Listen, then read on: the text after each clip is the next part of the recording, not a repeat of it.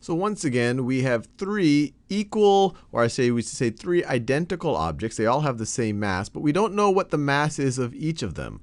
But what we do know is that if you total up their mass, it's the same exact mass as these 9 objects right over here. And each of these 9 objects have a mass of 1 kilogram. So in total, you have 9 kilograms on this side. And over here, you have 3 objects. They all have the same mass. And we don't know what it is. We're just calling that mass x. And what I want to do here is to try to tackle this a little bit more symbolically. In the last video, we said, hey, why don't we just multiply 1/3 of this and multiply 1/3 of this, and then we're going to keep things balanced because we're taking 1/3 of the same mass. That this total is the same as this total. That's why the scale is balanced. Now let's think about how we can represent this symbolically. So the first thing I want you to think about is, can we set up an equation? So can we set up an equation that expresses that we have these three things of mass x, and that in total their mass is equal to the total mass over here. Can we express that as an equation? I'll give you a few seconds to do it. Well, let's think about it. Over here we have 3 things with mass x. So their total mass we could write their total mass as x plus x plus x. And over here we have 9 things with mass of 1 kilogram. I guess we could write 1 plus 1 plus 1, that's 3, plus 1 plus 1 plus 1 plus 1. How many is that? 1, 2, 3, 4, 5, 6, 7, 8, 9. And actually, this is a mathematical representation. And we've set it up as an equation. This is an algebraic representation. It's not the simplest possible way you can do it, but it is a reasonable way to do it. If we want, we can say, well, if I have an x plus another x plus another x, I have 3 x's. So I could rewrite this as 3x.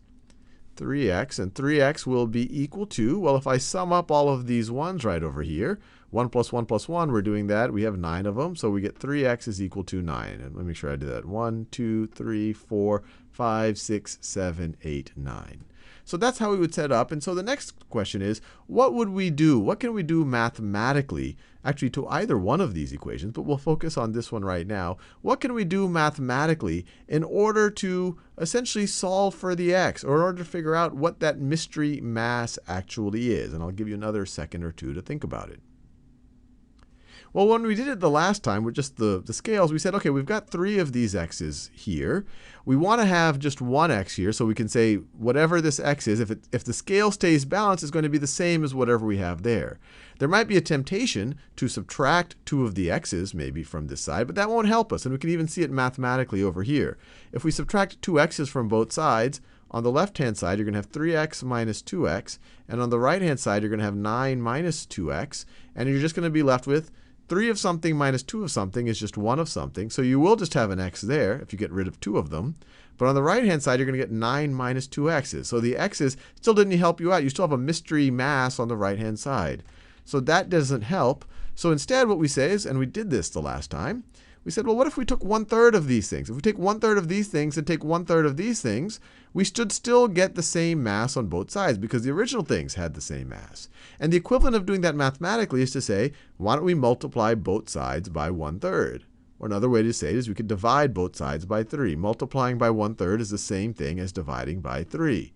So we're going to multiply both sides by 1/3. When you multiply both sides by 1/3, visually over here, if you had 3 x's, you multiply it by 1/3, you're only going to have 1 x left. If you have 9 of these 1 kilogram boxes, you multiply it by 1/3, you're only going to have 3 left. And over here, you can even visually, if you divide by 3, which is the same thing as multiplying by 1/3, you divide by 3. So you divide by 3, you have an x is equal to a 1 plus 1 plus 1. And x is equal to 3. Or you see here, an x is equal to 3. Over here, you do the math. 1/3 times 3 is 1. You're left with 1x.